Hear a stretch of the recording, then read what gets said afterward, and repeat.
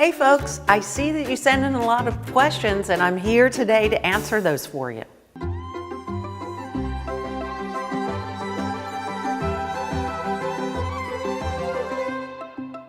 Sparkling Glitter asks, how do you draw the attention to judges and instructors during a masterclass or audition? Okay, so what you're doing is you need to have a presence. So when you walk in that room, you create the presence. Okay, now it doesn't mean to be, I don't mean like over the top. I mean, it's who you are. Bring yourself, your confident self, into the room. Right? And look at them directly in their eyes, smile very directly, and exude that you really want them to look at you in a sincere and genuine way, that, wow, wait till you see what I'm going to show you, but not, overconfident, because that's kind of a, I don't know. You're inviting them to look at you. If that's those are the thoughts that you want to have when you walk in the room. So they go, who is that? And you will get their attention when you know you're having this thought process before you even put your foot into that room. Nora asks, how should I train my leg to lift it higher?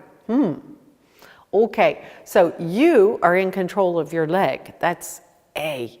It will go higher if you have to start from the ground, and you can either do stretches on the ground. First, you have to stretch the backs of your legs, Nora, on the ground, or the therapeutic bar, which helps stretch your legs so you can then eventually get them a little 45 degrees to 90 degrees to 120 degrees, or what is that?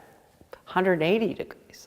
Anyway, so the way you do that is stretching the backs of the legs, then strengthening. So you would start low, right? And hold, then a little higher, hold it, higher, hold. So what you're doing is you're training your hip sockets, your joints, to be able to support the different levels of your leg. Now, you can do some stretches, which I'm sure you've seen different stretch videos on YouTube. Some of them are very injurious, so I don't advocate putting your leg on a chair and on another chair and stretching, because you can snap the backs of your legs, you can snap your hip sockets and hurt your back. So do it gently for yourself. Treat yourself well. So that's it for Nora. I hope this helps. So stretch, stretch, stretch. Okay, so Anna asks, when I turn and balance, I have trouble lifting my upper body. Do you have any tips? Good question, Anna. With the upper body for turns and balance, we're going to, again, and I know I've said this a million times, it's the alignment of the body that keeps it's not a separate piece. Your upper body isn't separate from your lower, for the fact that your spine runs from the top of your head all the way down to your tailbone, right? So it's all one piece, understanding that your skeleton is all one piece, and you do control this. Now, the front of the body that controls that alignment is your zipper, right? So when you zipper, if you don't zip, this is what would happen. But if you align your body first, look to the side of the mirror, look at the line in your leotard, right? And see if the line is doing this or this, and zip, right? And when you zip, it brings you over your balls of your feet, right?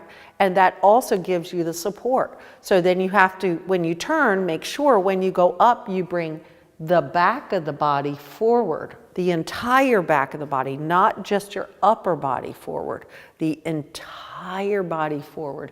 Also in balance, it's the entire body coming forward. I hope that helped you. If you're new to the channel, please subscribe and put your comments below, and I'll see you next time.